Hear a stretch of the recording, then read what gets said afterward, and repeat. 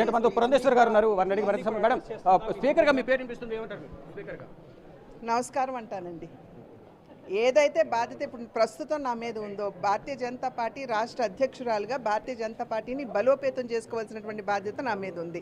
అదేవిధంగా కూటమిగా 3 పార్టీలు ముందుకు వెళ్తున్నటువంటి సందర్భంలో సమన్వయంతో రాష్ట్ర అభివృద్ధి మీద దృష్టి పెట్టవలసినటువంటి బాధ్యత ఉంది. కనుక ఆ బాధ్యతకి సంపూర్ణంగా న్యాయం చేయడం వైపే నా దృష్టి అంతా కూడా కేంద్రీకృతమై ఉంటుంది. స్వాగతిస్తున్నాం. ఎందుకంటే కార్యకర్త పార్టీని నమ్ముకున్నటువంటి కార్యకర్తని గుర్తించి వాళ్ళ నర్సాపురం పార్లమెంట్ సీట్ వారికి కేటాయించడం జరిగింది.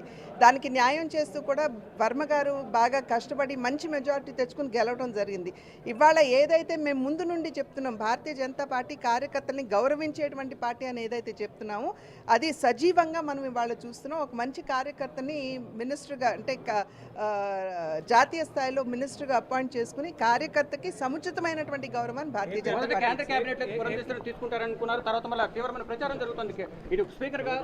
దాని మీద నేను స్పందించిన అవసరం లేదండి.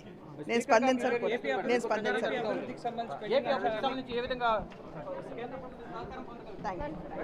అభివృద్ధికి సంబంధించి పోలవరం సంబంధించి ఎటువంటి మొత్తం పురంధేశ్వరి కార్యకర్తల మధ్య అందరితో మాట్లాడుకుంటూ బయటకు వెళ్తున్నారు. కొద్దిసేపు క్రితమే శ్రీనివాస్ వర్మ కూడా పురంధేశ్వరిని కలిశారు. పురంధేశ్వరి అందరినీ ఆప్యాయంగా పలకరిస్తున్నారు. ఇటు నర్సాపురం సంబంధించిన పార్లమెంటరీకి సంబంధించిన అభ్యర్థులు అందరూ కూడా ఇక్కడికి వచ్చిన నేపథ్యంలో అందరూ కూడా ఆప్యాయంగా పలకరిస్తున్నారు. భోజనం చేశారు, ఎక్కడి నుంచి వచ్చారు, ఏంటి అని అందరి యోగక్షేమాలు కూడా అడిగి తెలుసుకుంటూ ఉన్నారు. అంటే చాలా శ్రీనివాస్ వర్మకు ఈ మంత్రి పదవి రావడం పట్ల చాలా సంతోషం అయితే పురంధేశ్వరి వ్యక్తం చేస్తూ ఉన్నారు. అయితే మేడం, ఒక రాష్ట్ర అభివృద్ధికి సంబంధించి ఏ విధంగా ముందుకు వెళ్ళబోతున్నారు? రాష్ట్ర అభివృద్ధికి సంబంధించి డబుల్ ఇంజిన్ సర్కార్ అని చెప్పాం.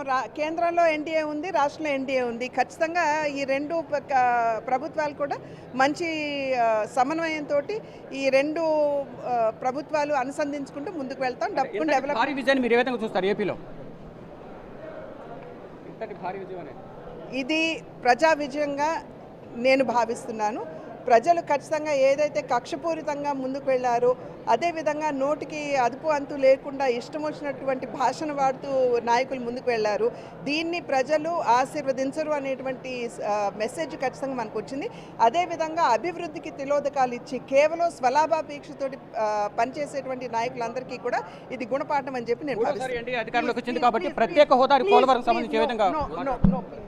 రైట్గా మొత్తంగా చూసుకుంటే అంటే నోటికి అడ్డు అదుపు లేకుండా చేయడం వల్ల, విమర్శలు చేయడం వల్లే జగన్మోహన్ రెడ్డి ఓటమి పాలయ్యారు. ఓటమికి భారీ విజయం సాధించగలిగామనేది పురంధేశ్వరి చెప్తూ ఉన్నారు. ఇక ఇతరత్ర ప్రశ్నలు అడిగినప్పటికీ విముఖత వ్యక్తం చేస్తున్నారు. అంటే ఇక్కడ కోలాహలం